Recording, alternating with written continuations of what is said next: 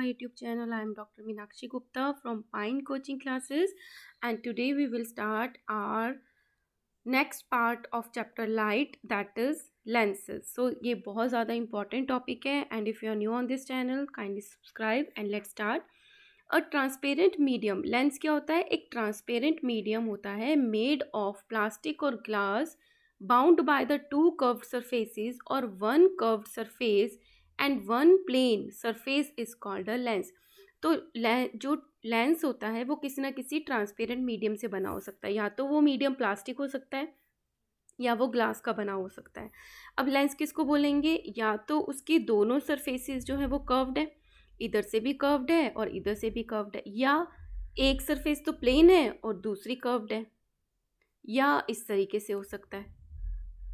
ठीक है, तो ये इनको क्या बोलते हैं? लेंसेज बोलते हैं. दोनों सरफेस कर्व्ड हो या एक प्लेन एक कर्व्ड हो, एक प्लेन एक कर्व्ड हो, ठीक है, उनको हम बोल देते हैं लेंसेज.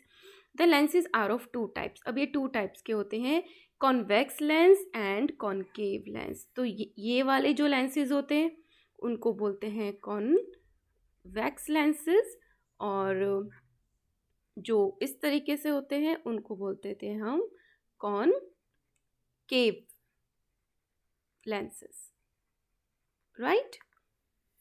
नाउ अ कॉन्वेक्स लेंस की बात करते हैं. ये जो है ये कॉन्वेक्स लेंस है. A convex lens is the one which is thick in the middle and thin at the edges. तो अब इस कॉन्वेक्स लेंस को देखोगे तो बीच में ये क्या है? इसकी मोटाई है, मोटा है ये, लेकिन ऊपर से कैसा है? ये थिन है. तो ऐसे जो लेंसेज होते हैं इनको कॉन्वेक्स लेंसेज बोलते हैं.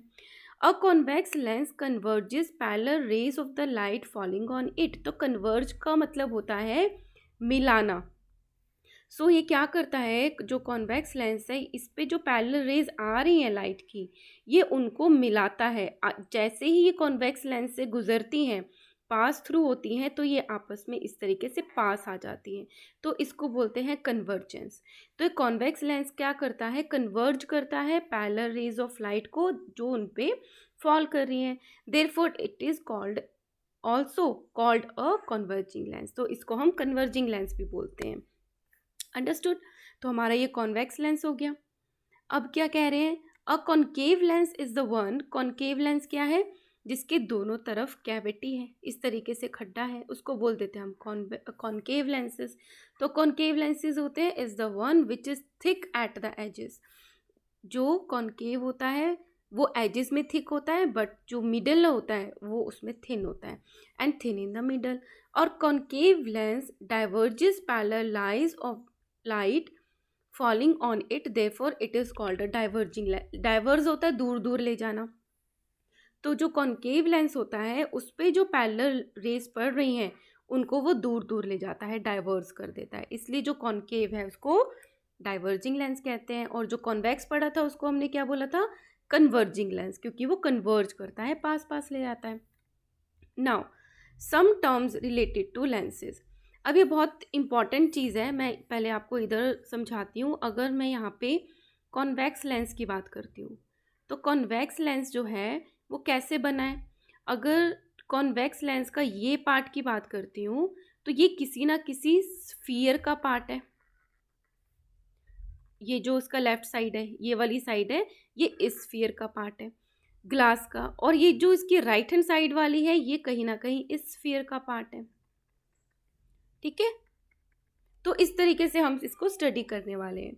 So discussed below are some terms related to lenses. Lenses के रिलेटेड हम टर्म्स डिस्कस करेंगे इन फिगर 13.17 एंड 13.18. तो ये तो क्या है? कॉन्वेक्स लेंस बना है, और ये जो बना है ये कॉनकेव लेंस बना है. ठीक है, अब आता है the centre of curvature. Centre of curvature क्या होता है?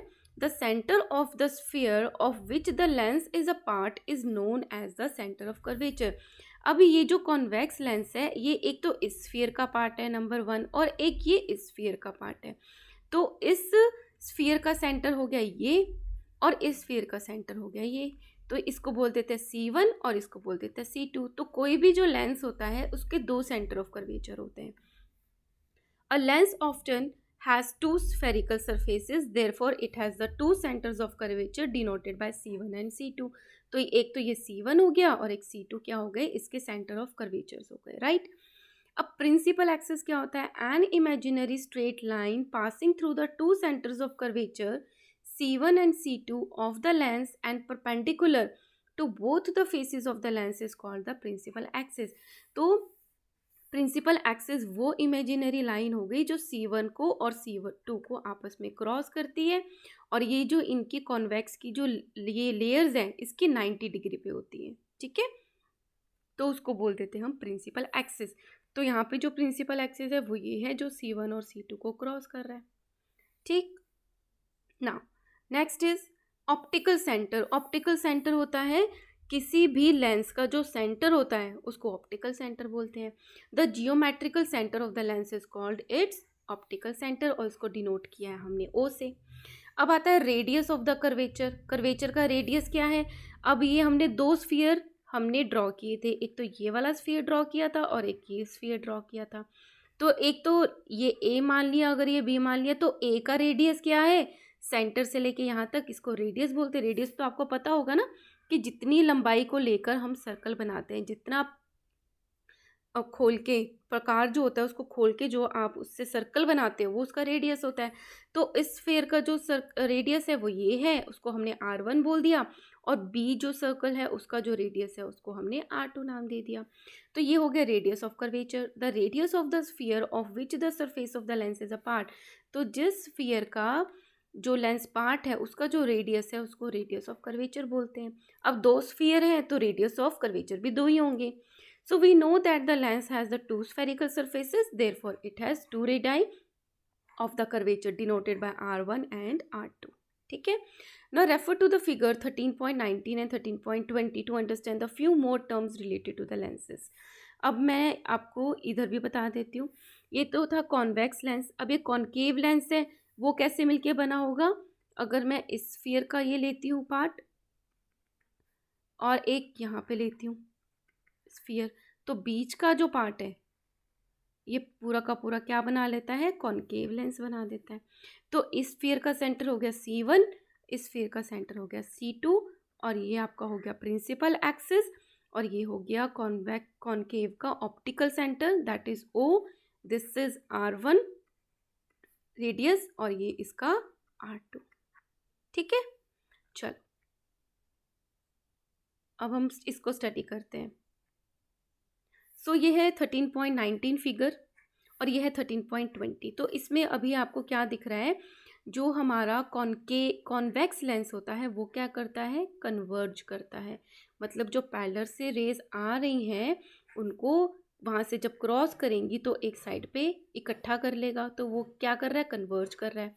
अब यहाँ पर है कॉन्वेकेव लेंस। कॉन्केव का क्या मतलब होता है? जो पैरेलल रेज आ रही है आगे जाके उसको क्या कर रहा है? दूर फेंक रहा है।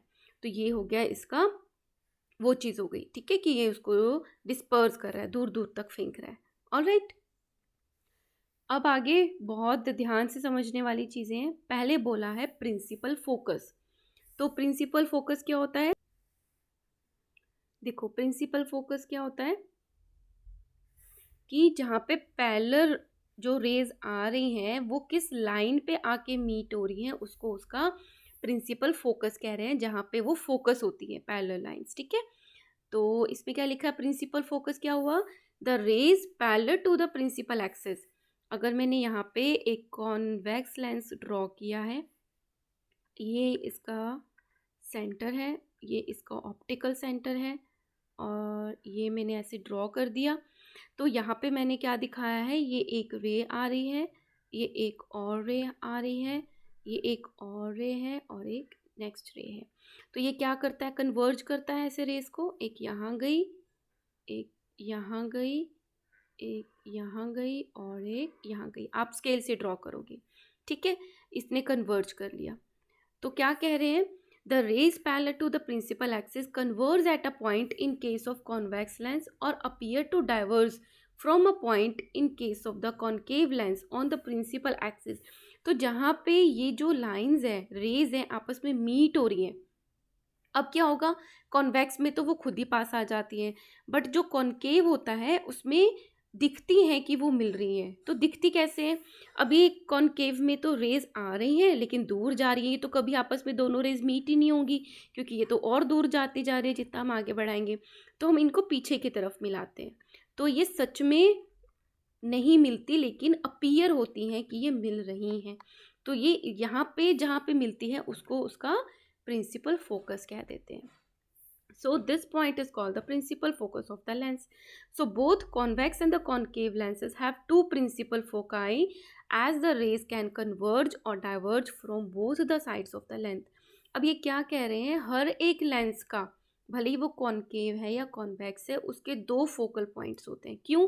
क्योंकि ये जो कॉन्वेक्स लेंस है इसका जो ये साइड है ये भी कन्वर्ज करेगा, इधर से लाइट आ रही है तो ये इधर कन्वर्ज करेगा। बाई चांस अगर मैं इस तरीके से सोचूं कि जो रेज है वो इस तरफ से आ रही है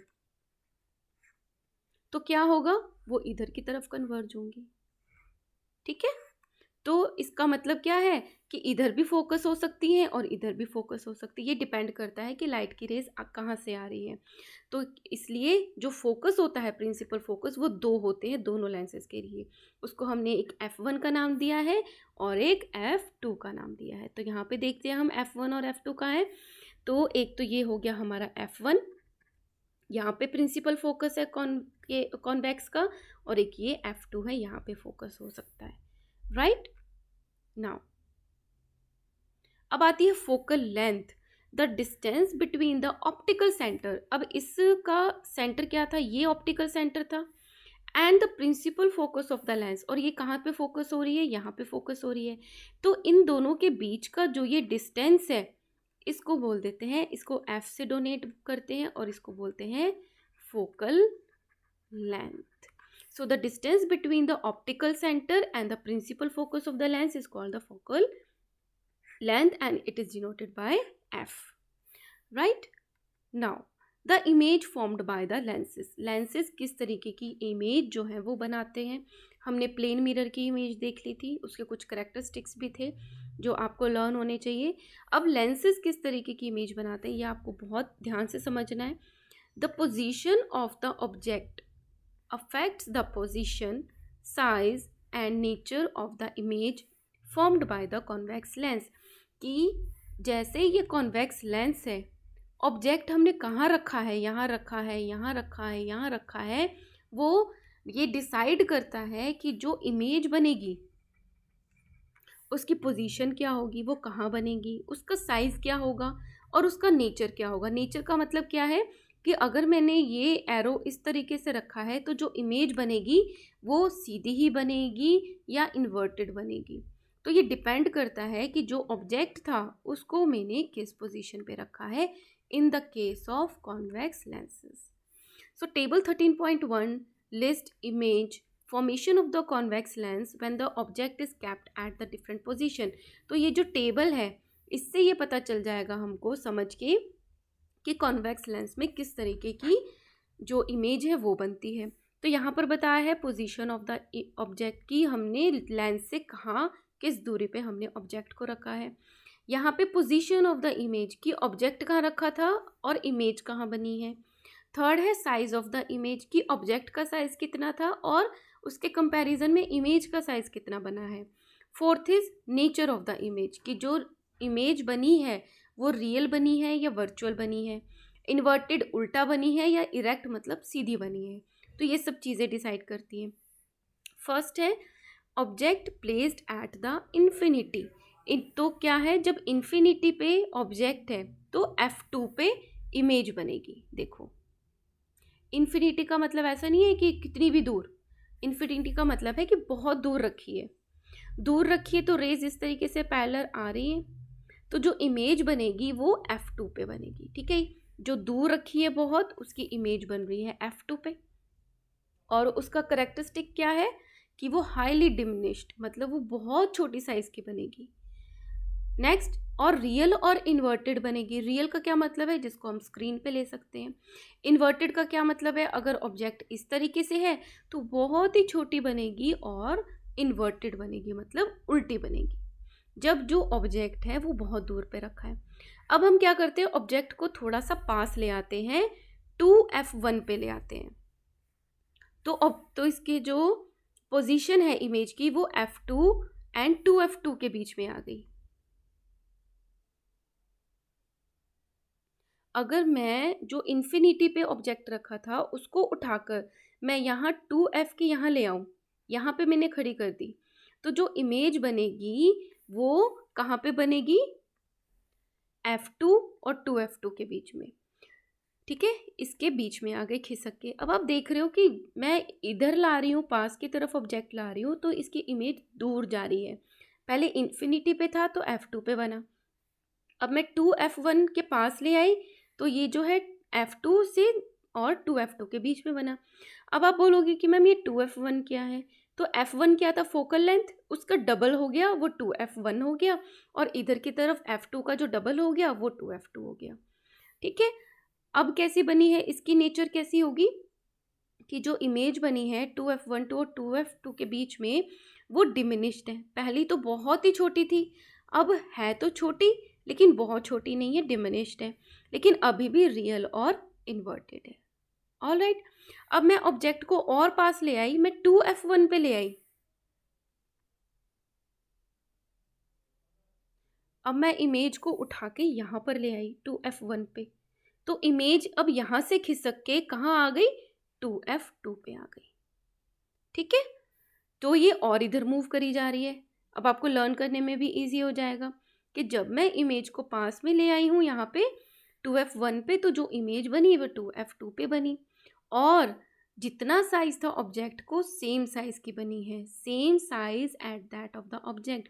पहले बहुत छोटी थी, फिर छोटी थी, अब बराबर हो गई। और कैसी है? लेकिन अभी भी रियल एंड इन्वर्टेड है। अब मैं और पास ले आती हूँ, object placed between 2F1 and F1।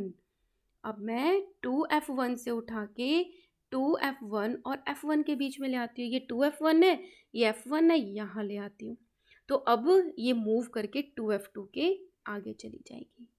ठीक है, ये अभी भी इन्वर्टेड बन रही है, मतलब उल्टी बनेगी।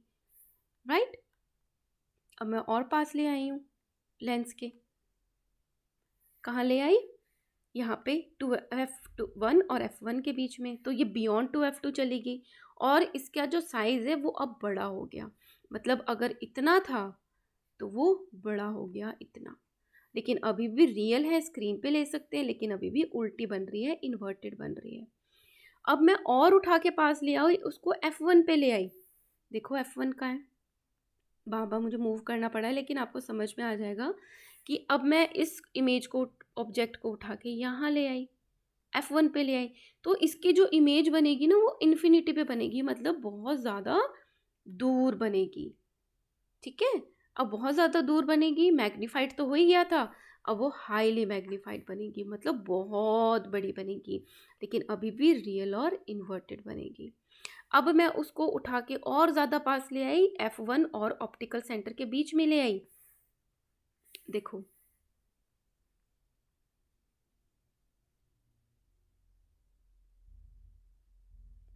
F1 और इस ऑप्टिकल सेंटर के बीच में ले आई। अब ये बहुत दूर तो बन चुकी थी, अब क्या होगा? इतनी दूर जाके वो मिलेगी नहीं आपस में, तो हमें पीछे की तरफ मिलानी पड़ेगी, तो जो अब इमेज बनेगी वो इस तरफ बनेगी, और वो कैसी होगी? F1, देखते बताती हूँ आपको। ये जो ऑब्जेक्ट जब हमने F1 और ऑप्टिकल सेंटर के बीच में रखा, तो अब ये वापस इस तरफ बन जाएगी, F1 और 2F1 के बीच में, same side of the lens, जहाँ से लाइट आ रही थी उसी की तरफ बनेगी। वो कहीं पे भी बन सकती है, F1 और 2F1 के बीच में मैग्नीफाइड होगी, हाईली मैग्नीफाइड नहीं होगी, मैग्नीफाइड बनेगी, लेकिन इस बार वर्चुअल और इरेक्ट बनेगी, सीधी बनेगी, इस बार बड़ी बनेगी, लेकिन वो कैसी होगी? वर्चुअल होगी, रियल नहीं होगी। ठीक है, so this are the images formation by the convex lens, और ये पोजीशन है ऑब्जेक्ट की, जितना पास जाते जाओगे लेंस के उतनी ही इमेज दूर जाती चली जाएगी, और लेकिन एंड में क्या होगा कि जहाँ से लाइट आ रही है उसी की तरफ उसकी इमेज बन जाएगी। सो अ कॉन्केव, ये तो कॉन्वेक्स लेंस की बात हो गई, but in concave lens always form a virtual and erect. जब कॉन्केव लेंस की बात करेंगे तो हमेशा जो उसकी इमेज बनेगी वो वर्चुअल और इरेक्ट बनेगी। इसमें रियल इन्वर्टेड हो रही थी बहुत जगह, फिर आ गया वर्चुअल और इरेक्ट, बस बट जो कॉन्केव है उसमें हमेशा हमेशा वर्चुअल और इरेक्ट इमेज बनेगी ऑफ डिमिनिश साइज, लेकिन हाँ साइज भी है वो हमेशा छोटा रहेगा irrespective of the position of the object. कहाँ पे भी आप ऑब्जेक्ट को रखो उस पर कोई चेंज नहीं होगा, हमेशा वर्चुअल इरेक्ट और डिमिनिश्ड साइज की बनेगी। अंडरस्टूड? होपफुली आपको समझ में आ गया होगा। एक दो बार आप और इस टेबल को उस डायग्राम से आप कंपेयर करके देखोगे तो आपको लर्न भी हो जाएगा। Now come to the human eye. Human eye पे भी बहुत अच्छा क्वेश्चन बनता है, आपको इसकी जो ड्रॉ है ह्यूमन आई वो भी आना चाहिए। अब ह्यूमन आई भी क्या है, हमारी कॉन्वेक्स लेंस है। ये जो लेंस है हमारा ये भी कैसा है, दिस आर लेंस, तो ये कैसा है हमारा कॉन्वेक्स लेंस है। So eye are our most important sense organ, बहुत ज़्यादा इंपॉर्टेंट है क्योंकि ये हमारे देखने में हेल्प करता है, हम बहुत सारी चीज़ें ही देख कर सीखते हैं। So the essential part of the human I R shown in figure 13.21। तो इस फिगर में मेन पार्ट है वो दिखाए गए हैं। Are I is shaped like a spherical बोल, एक स्फेरिकल बोल जैसी हमारी आई का शेप है।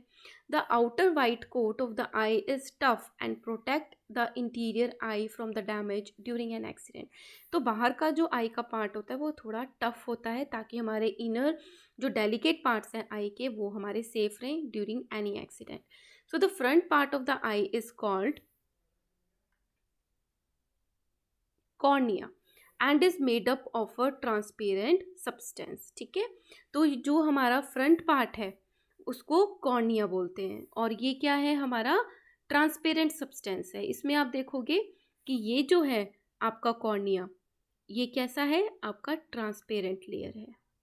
ठीक है, now the light coming from an object enter the I through the cornea. तो कोई भी ऑब्जेक्ट जब हम देखते हैं तो उससे जो लाइट आ रही है वो कॉर्निया के थ्रू ही हमारी आई में एंटर करती हैं। अब आता है आइरिस। आइरिस क्या होता है, iris is the coloured part of the eye, जो आपकी आंख में सेंटर में कलर्ड पार्ट आपको दिखाई दे रहा है वो आपका आइरिस है। It is an opening at its centre which is called the प्यूपिल।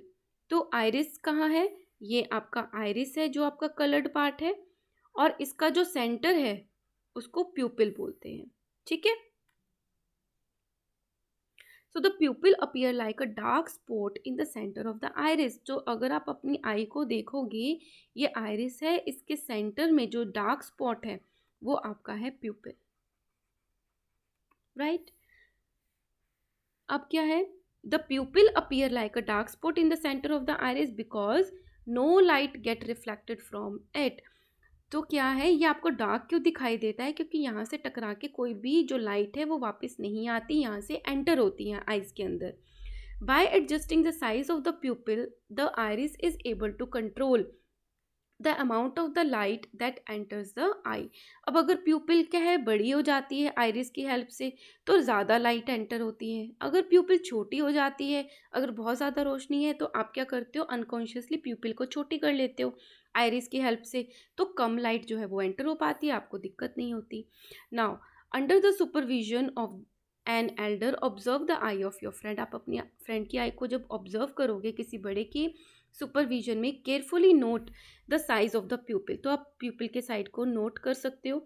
Next shine a torch on the eye of an few second and observe the size of the pupil. तो जब आप किसी टॉर्च की light अपने friend की आई में डालते हो तो प्यूपिल के साइड को नोट करो। The switch off the torch and again observe the size of the pupil. अब आप जब उसको बंद करके देखोगे फिर से आप साइज को कंपेयर करो प्यूपिल के। Take care not to shine heat torch for too long as it may harm your friend. लेकिन बहुत लंबे टाइम तक आपको टॉर्च नहीं दिखानी है क्योंकि लाइट से उसकी प्रॉब्लम हो सकती है। When the light is bright, जब आपने उसको लाइट दिखाई द आइरिस कॉन्ट्रैक्ट, तो आइरिस क्या होती है आपस में खिंच जाती हैं जिससे जो प्यूपिल है वो भी छोटी हो जाती है। Has the amount of the light entering the eye is reduce. तो आई में जो लाइट एंटर होती है प्यूपिल के थ्रू वो कम हो जाती है। On the other hand when the light is dim, अब जब अंधेरा है तो आप क्या करते हो, आंखों को खोल के देखते हो, तो जिससे जो आइरिस है वो एक्सपैंड होती है, प्यूपिल भी आइरिस जो है वो प्यूपिल को एक्सपैंड करती है and allow more light to enter. ठीक है, तो हमें ऐसी फैली हुई दिखती हैं। Our eye also consist of the convex lens. अब आपसे क्वेश्चन पूछा जा सकता है कि हमारी आई में कैसा लेंस होता है, तो कॉन्वेक्स लेंस होता है called the eye lens and a screen is called the retina. इसका मतलब क्या है कि ये है आपका, ये आपकी आई है, तो यहाँ पे पीछे एक पूरा एक लेयर होती है जिसको बोलते हैं रेटिना। ये आपकी स्क्रीन होती है। स्क्रीन का मतलब क्या है, जहाँ पे इमेज बनती है। तो जो कुछ भी आप देखते हो उसकी इमेज इस रेटिना पे बनती है। The eye lens lie behind the pupil. अब देखते हैं इस इमेज में, तो जो लेंस है ये आपका हो गया लेंस, ये हो गया आइरिस। तो आइरिस के पीछे आपका जो लेंस है वो सिचुएटेड होता है, ठीक है। तो जो लाइट उसके अंदर एंटर होती है वहां से कन्वर्ज होके आपकी इमेज बनती है रेटिना पे। So the eye lens lies behind the pupil. अब जो लेंस है it is made up of the jelly like transparent material which allow light to pass through it. तो अब जो लेंस है वो जेली लाइक मटेरियल से बना होता है जिसके थ्रू जो लाइट की रेज है वो एंटर करती हैं, राइट।